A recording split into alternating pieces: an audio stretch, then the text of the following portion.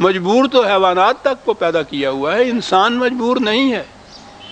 چلا دینا نہیں، چلا دینا وہ تو نبی اکرم صلی اللہ علیہ وسلم سے کہا گیا کہ تمہارا کام ان کو صرف راستہ دکھا دینا ہے، راستے پر چلا دینا تمہاری ذمہ داری نہیں ہے۔ اگر مجبوراً چلا دینا ہو تو پھر انسان کا اپنا کریڈٹ اس میں کیا رہا؟ پھر یہ خوبی کیا ہوئی ہے؟ کوئی یہ بکری کی خوبی نہیں ہے کہ وہ کسی کو کاٹ کے کھاتی نہیں ہے، یہ کوئی خوبی نہیں ہے۔ جیسے سانپ کا یہ جرم نہیں ہے کہ وہ ڈستا کیوں ہے۔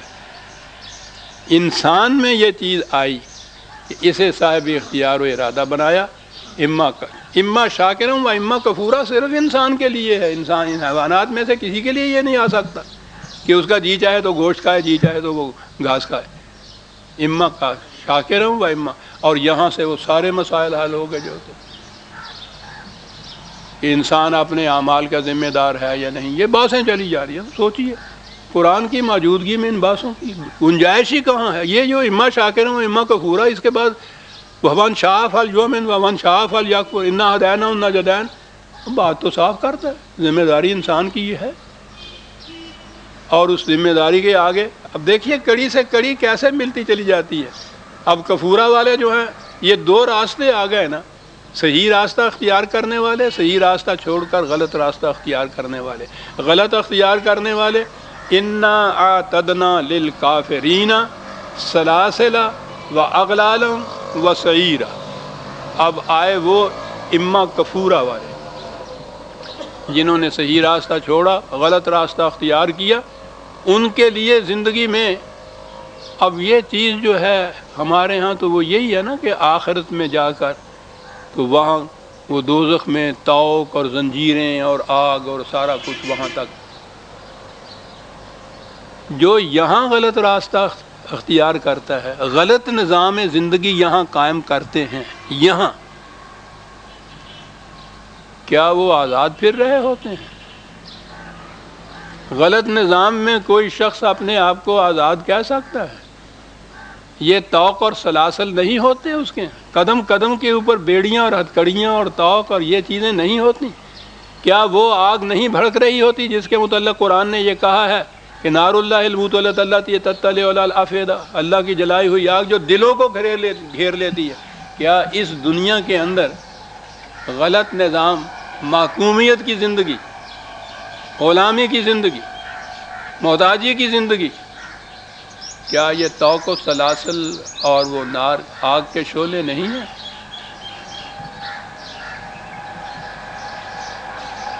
انسانوں کی محکومیت میں کوئی شخص کہہ سکتا ہے کہ مجھ میں طوق اور سلاسل نہیں ہے؟ ان کے ہاں ایک طوق و سلاسل تو وہ جو ہے کہ جو نظر آ جاتے ہیں، یہ ہتھکڑیاں وغیرہ جن کو کہتے ہیں، وہ تو بات ہی کچھ اور ہے۔ یہ چیز کہ وہ طوق و سلاسل یہ لوہے کی ہتھکڑیاں نہیں ہوتی، پوچھو نہیں کہ وہ ان کو تو توڑا بھی جا سکتا ہے، کئی دفعہ مجرم حوالاتوں سے بھاگ جاتے ہیں۔ یہ جو انسان کے خود پیدا کردہ طوق و سلاسل ہوتے ہیں جن میں یہ جکڑے ہوئے ہوتا ہے، ان کو تو یہ توڑ بھی نہیں سکتا۔ یہ ایسی یہ آگ ہے کہ لگائے نہ لگے اور بجھائے نہ بنے۔ محتاجی اور محکومیت کی آگ اور طوق و سلاسل کس طرح سے توڑے گا انسان؟ غلط نظام کی، کفر کی زندگی۔ اب ہمارے ہاں تو میں نے عرض کیا ہے نا کہ وہ جو گاڑی دوسری پٹڑی پہ پڑی ہے تو قرآن کی تمام اصطلاحات کے مفہوم ہی بدل گیا، اور کفر کے معنی، کافر کے معنی ہندو ہو گیا۔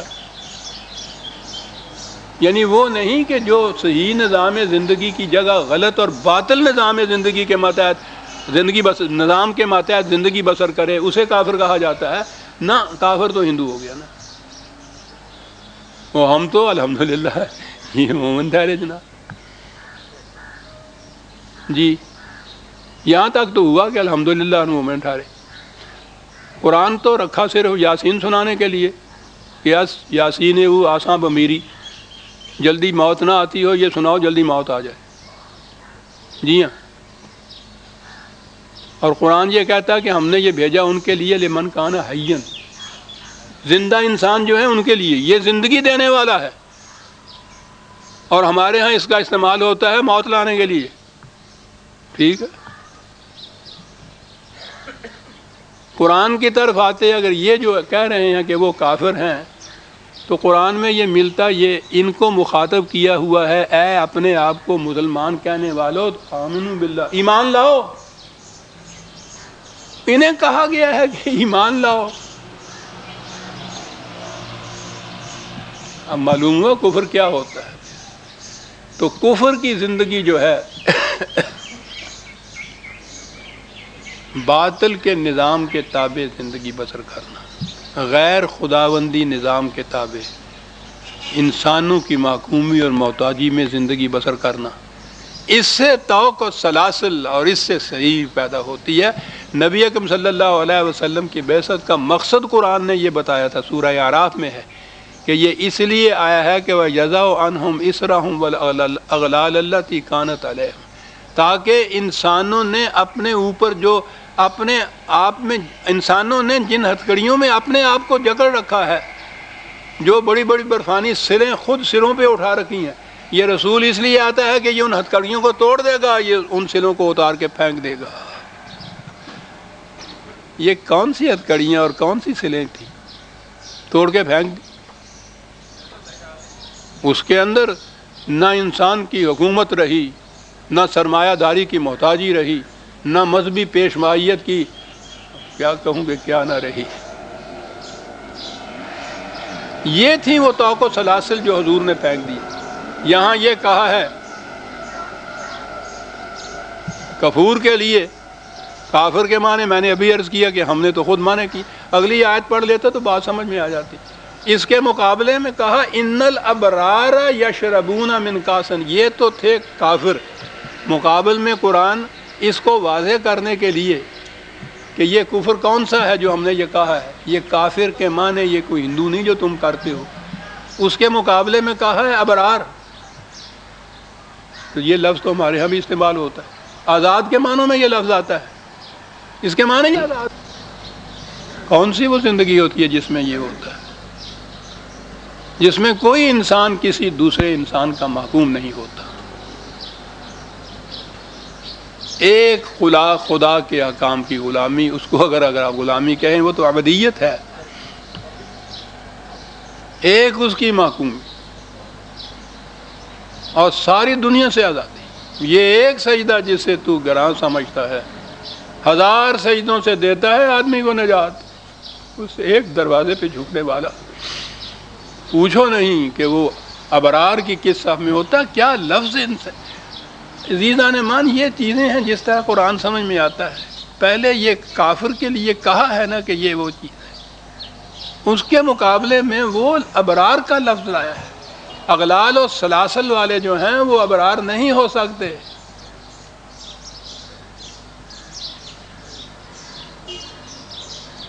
ابرار میں تو وہی ہوں گے کہ جنہیں کسی قسم کی ہتھکڑیاں اور بیڑیاں اور طواق و سلاسل نہ پڑے ہوئے ہوں. صحیح آزادی وہی ہے. آزادی یہ نہیں ہے کہ اس کو ہتھکڑی نہ ہو سکتا ہے کہ طبی طور پر کسی وقت کسی جرم کی، کسی ظلم کی وجہ سے، کسی کی استبداد کی وجہ سے یوں ہتھکڑیاں بھی پہنی، ہتھکڑیاں پہنے ہوئے والا بھی ابرار ہوتا ہے. قلب اگر اس کا آزاد ہے تو ایک خدا کا محکوم ہے، ساری دنیا سے وہ مستانہ وار گزر جاتا ہے، کسی کا محکوم نہیں ہوتا. جو اس ایک چوکھٹ پہ سر جھکانے والا ہر چوکھٹ سے سرفرازی سے گزر جاتا ہے دنیا کے اندر. لیکن میں کیا عرض کروں، باتیں رہ گئی. اب تو دیکھنے کو آنکھیں ترس گئیں کسی ایسے ابرار کو، کسی ایسے بر کو جو ابرار کی صف کے اندر ہو سکے، جو یہ پکار کے کہے کہ اشہد ان لا الہ الا اللہ، میں زندہ شہادت ہوں اس امر کی کہ یہاں کوئی صاحب اقتدار نہیں ہے سوائے خدا کے. یہ شہادت دینے والا کیسا نظام رسول اللہ صلی اللہ علیہ وسلم نے قائم کیا. کھڑے ہو کے دنیا کو پکار کے شہادت دے رہا ہے، شہادت دے رہا ہے. شہادت تو وہی دے گا نا کہ جو فی الواقع اس کا خود مجسمہ ہوگا. ان الابرار یشربون من کاس کانا مزاجھا کافورا، اب